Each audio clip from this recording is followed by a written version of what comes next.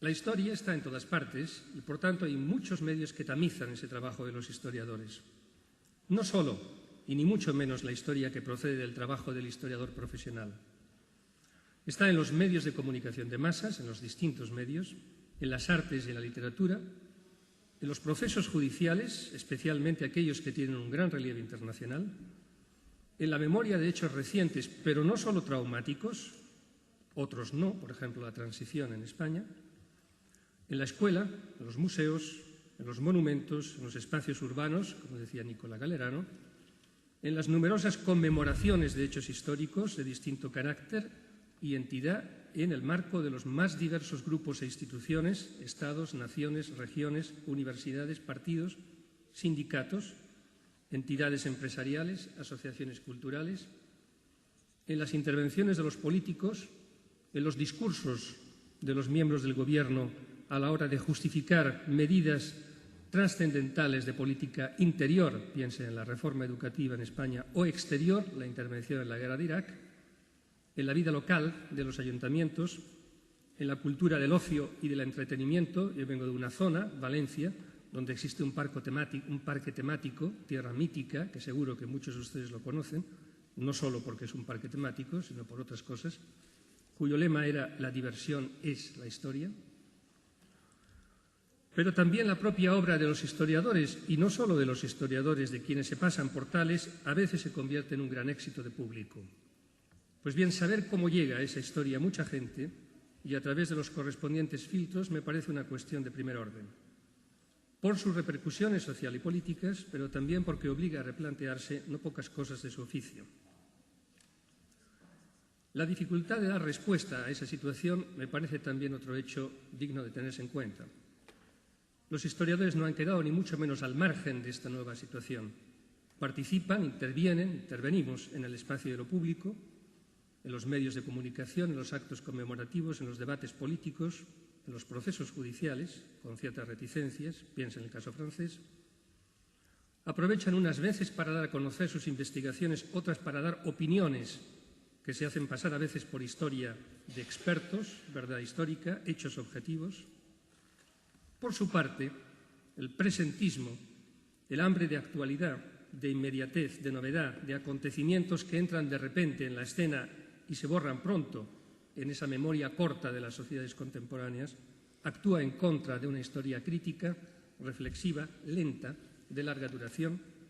actúa en contra de una conciencia de la complejidad, de la doble complejidad del hecho histórico y del proceso que permite dar conocimiento histórico, dar cuenta del mismo, de ese hecho histórico, dedicar tiempo a la reflexión, a mostrar la complejidad de los hechos históricos, a problematizar las interpretaciones de los historiadores resulta cada vez más difícil, en los medios de comunicación porque tienden justo a lo contrario, a la simplificación, a la relación estrecha con la actualidad, a la brevedad, a comprimir ideas en pocas palabras, a valorar la retórica de un modo exagerado. En el ámbito de la enseñanza de la historia, en los distintos niveles educativos, por los programas, contenidos, horarios, actitudes mismas de los alumnos, intereses inmediatos. Planteaba qué hacer, no voy a seguir porque ya me queda muy poco tiempo, y no quería indicar que hubiera dos tipos de historiadores, sino dos tipos de actitudes que se pueden dar entre los mismos historiadores a la vez. Una, que desarrollaba en el texto, plegarse al momento, a la coyuntura, adaptarse a las demandas sociales. Otra, por el contrario, resistirse a ello, mantenerse en una posición reacia, incólumes a los valores tradicionales,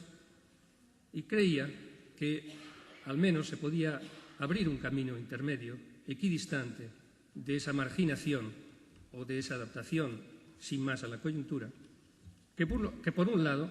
replanteara la cuestión de la enseñanza, la función educativa, siempre que la entendiéramos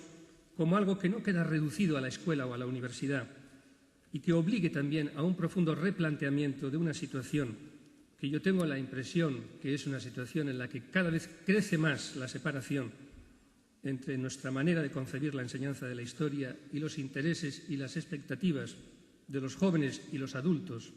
que reciben esa enseñanza.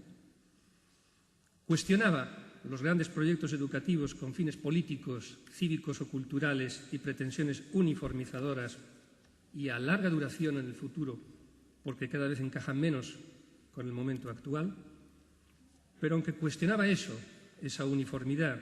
y esa larga duración de cara al futuro, no quería renunciar a que siguiéramos o nos pusiéramos de acuerdo en algún criterio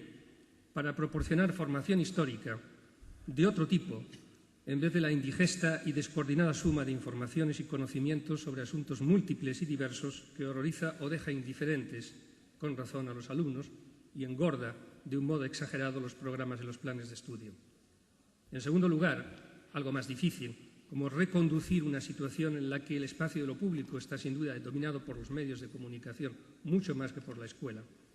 y la dificultad de unir dos tipos tan diferentes de lenguaje, el profesional y el de los medios de comunicación, para procurar no caer, como a veces se cae, en simplificaciones y banalidades, pero aprovechar esa amplia capacidad de difusión que tienen los nuevos medios de comunicación y procurar otro tipo de historia que no renuncie a exponer de manera sencilla la complejidad. Y tenía presente que eso se consigue, se está consiguiendo en otros ámbitos, como por ejemplo en las ciencias de la naturaleza, en la astrofísica, en la paleontología, en la biología evolutiva, que no han vuelto a una historia divulgativa de narraciones y cuentos más o menos simples y sencillos, sino a saber divulgar la complejidad y el modo en que los científicos elaboran esa complejidad y hacen frente a la misma de una forma accesible y con un gran éxito de público. Acabo. Empezamos a tomar conciencia de la situación, de cómo hoy en día la historia llega fuera de los lugares consagrados a la investigación científica. Eso interesa no solo a los historiadores, sino a mucha más gente. Puede ayudarnos a que surja al menos una conciencia crítica de ese uso público de la historia,